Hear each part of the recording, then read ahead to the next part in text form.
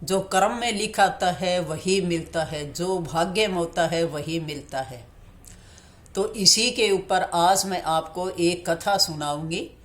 जो ज़्यादा तनाव में रहते हैं, ज़्यादा सोचते रहते हैं, दूसरे से ईर्ष्या करते हैं, उनके लिए ये वीडियो बहुत ज़्यादा फायदेमंद है। पूरी वीडियो आप ध्यान से देखना, इतनी अच्छी कथा है।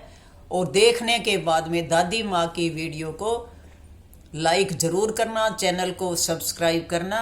दादी माँ का आशीर्वाद हमेशा आपके साथ है। एक बार लक्ष्मी माता ने पार्वती जी को अपने घर बुलाने का निमंत्रण दिया। पार्वती लक्ष्मी माता के घर जाती है और इतना बड़ा चमकता हुआ महल देखती है। उसके बाद फिर लक्ष्मी माता अपने गहने दिखाती है। हे पार्वती, देख मेरे पास कितना गहना है, कितने मेरे पास वस्त्र हैं, मेरे पास आज सब कुछ है और तेरे पास तो कुछ भी नहीं है। और शंकर जी तो अपनी जटा के अंदर गंगा को बिठाए रखते हैं, पूरे शरीर के ऊपर राख को रमा कर रखते हैं, भांग धतूरे का सेवन करते हैं और गले के अंदर उनके सांपों की माला रहती है। और तुम तो पहाड़ों पे बर्फीली जगह में निवास करती हो। मेरा महल देखो, सब कुछ देखो, मेरे पास आज सब कुछ है।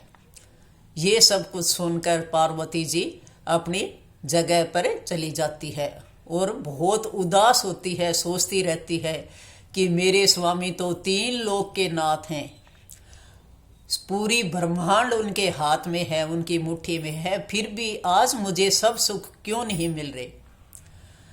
तभी शिव जी आते हैं, भोलेनाथ आते हैं और पार्वती को उदास देखते हैं।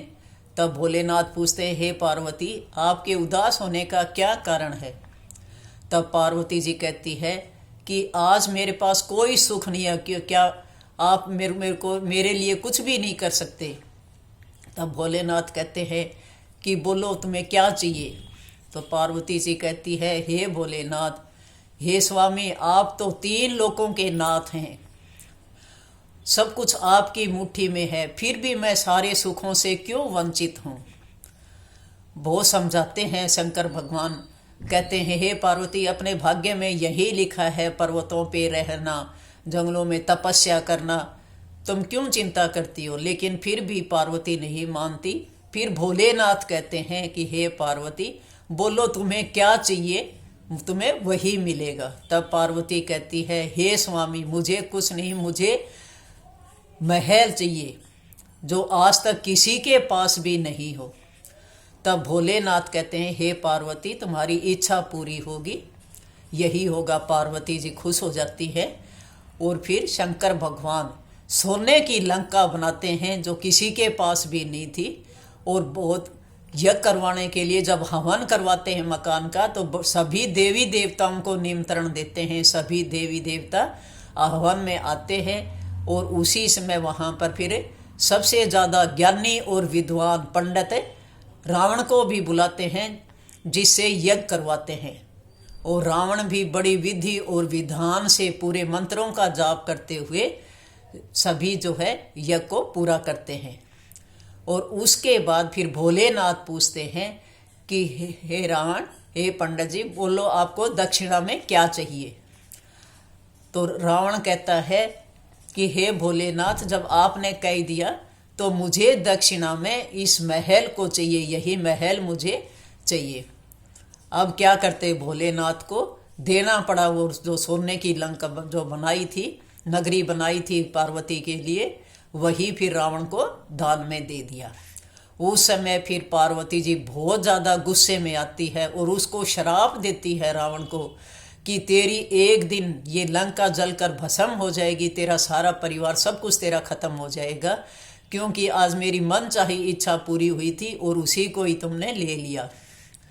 तो उसके बाद फिर क्या हुआ था, पार्वती जी ही हनुमान जी की पूंछ में धारण करके अपने को गुप्त रखा पूंछ के अंदर और पूरी लंका को जलाकर भस्म कर दिया। कहते हैं कि सोना जो है कभी भी जलता नहीं है, लेकिन रावण इतना विद्वान ज्ञानी था, फिर भी उसकी पूरी सोने की लंका जलकर राख हो गई, उसका सारा परिवार खत्म हो गया।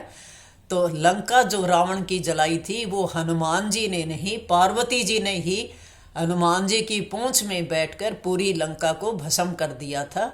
ये कथा है। तो जो भाग्य में लिखा होता है वही मिलता है। इसलिए कभी भी तनाव में ना हो। हमारे जो देवी देवता है सभी से ही ऐसे ऐसे उदाहरण हमें मिलते हैं। जैसे राम ने भी 14 वर्ष तक वनवास काटा था और उसके बाद भी अपनी पत्नी से भी अलग रहना पड़ा था। और इसी तरीके से कृष्ण भगवान ने भी जेल के अंदर जन्म लिया था। सभी देवी देवताओं ने भी अपने ये कष्ट दिखाकर इसलिए दिखाए थे कि जो भी प्राणी हैं वो कभी ऐसी टेंशन न लें कि दुख सबके अंदर आते हैं तो कभी भी ईर्ष्या न करें। क्योंकि पार्वती को भी लक्ष्मी माता के महल और सोने को देखकर ईर्ष्या हुई थी कि उसके पास तो सब कुछ है और मेरे पास कुछ भी नहीं है। और आज भी लोग ज़्यादातर ईर्ष्या दूसरों के सामान को देखकर ज़्यादा ईर्ष्या करते हैं कि उसके पास तो इतने अच्छे कपड़े हैं, इतनी बड़ी कोठी है और मेरे पास आज कुछ भी नहीं है। तो जो आपके कर्म में लिखे है वो आपको सब कुछ मिलेगा। तो कर्म और भाग्य दोनों अगर साथ हैं तो आपको भी समय के अनुसार सब कुछ मिलता है, नहीं तो कुछ भी नहीं मिलता। इसलिए कभी भी टेंशन न लें, तनाव न लें और दूसरों के सामान के ऊपर आप ईर्ष्या न करें। कमेंट में जय शिव भोले, जय हनुमान, जय पार्वती जरूर लिखना।